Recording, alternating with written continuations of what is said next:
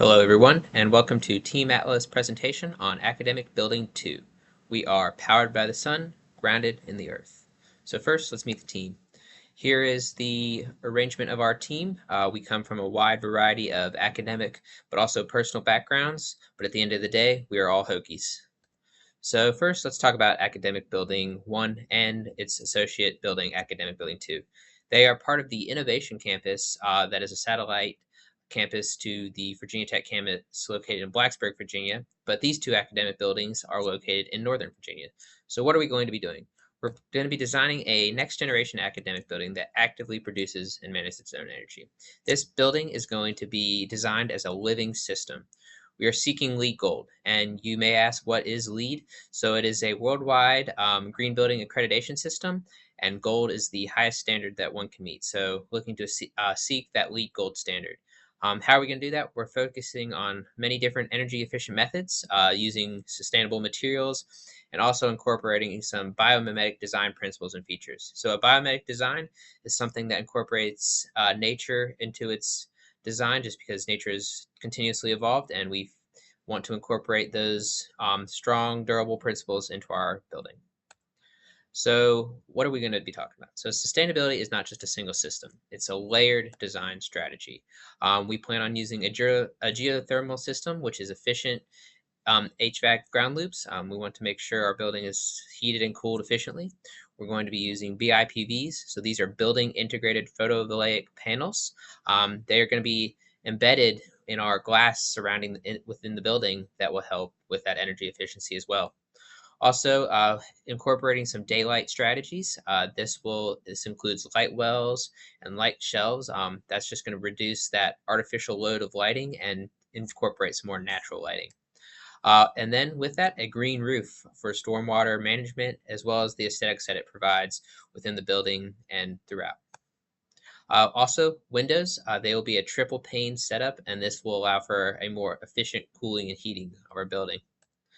Next, we're going to talk about that biomimetic principle. So we're going to be incorporating the Nautilus shell-inspired conference room. So not only is this aesthetically pleasing, but also the acoustic value it brings to these buildings, not only in our conference rooms as we have depicted here, but as well as our classrooms and learning centers, which will allow for a better acoustical setting up for all of those buildings and rooms.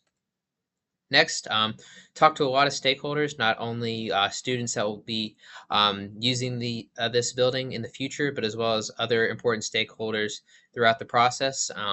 With that, these four items came with what people felt were the most important. So that was very huge in our design. We want a walkable campus environment, a place that provides a diverse food and dining space. Very important to the students were those dedicated study zones, and then as well as for our lab rooms and other learning areas, very technologically enabled, so very high tech and forward thinking. So what kind of materials are we going to be using to help meet that LEED standard? So just a few here. So the CLT, also known as cross-laminated timber. It's a very strong engineered wood. It has a very low embodied carbon, and it's another benefit is it actually stores CO2. Also, we'll be incorporating biochar based material. It stores the CO2 as well, and it's made from other waste of biomass, so very energy efficient. Then we're moving on to the BIPVs that I discussed. So they generate renewable energy and improve the insulation and lower energy use. Next, talking about some of those passive daylighting strategies that help bring comfort, but also provide more of a warming space to the area. So skylights are going to be incorporating a skylight into our building, improving the daylight spread and reducing that energy use. Light shelves, as I mentioned before, they bounce daylight deeper into the rooms and reduce that glare on windows that sometimes you see. Then with the windows we're going to be using, will help filter daylight while also generating energy. Plan is for them to reduce the heat gain and overall energy demand. Some alternative for passive lighting were developed. So you can see this is our first design iteration, had no skylight. Then we decided, hey, we need to incorporate some sort of natural lighting. So with that, you can see here in our final design iteration, we incorporated that skylight and also a spiral staircase. So this is creating a connection for people and more of a community throughout the building space. Just a couple more pictures here so you can kind of get a glimpse of what we're thinking. Moving on, so our floor one is divided between a large atrium, which will have this very beautiful green wall, as you can see, that's been generated here.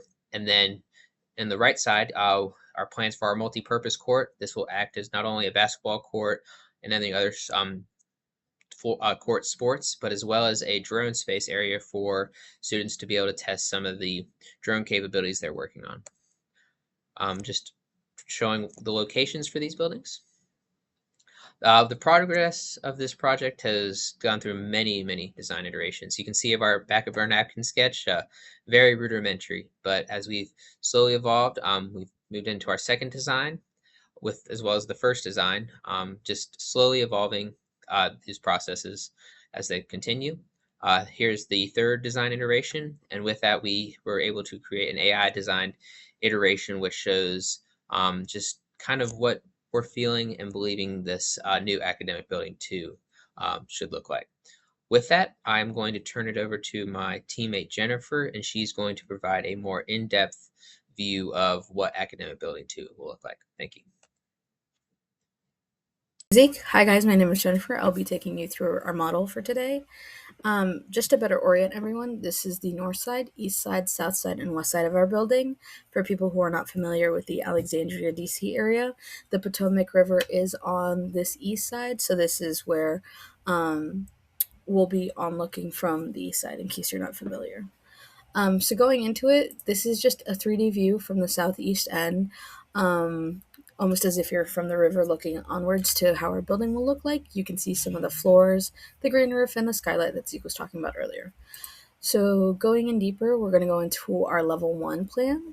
Here is the basketball court that can double as a drone cage, as Zeke mentioned, with the locker rooms on the side just for students to be able to change quickly into their proper attire, with our set of emergency staircase going up the entire floor. This is our dining space, dining area that we have for our building, just so that students, if they don't want to, they don't have to leave the building in its entirety.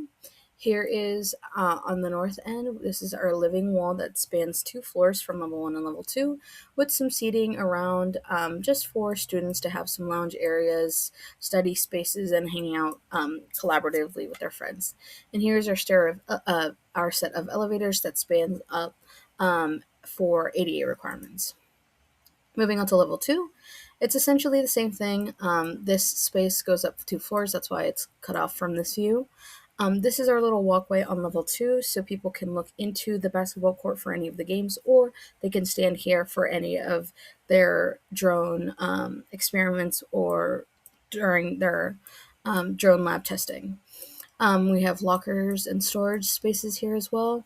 And we also have gym and yoga and Pilates studios, just as serving as another facility for students, so that they don't have to leave the building as well, and providing them all their needs, as well as for any visiting scholars. Moving on to level 3. This is where some of the grad study or grad spaces, study spaces can be. This is just an example of what the rooms can look like. This can spread throughout the entirety of this south wall.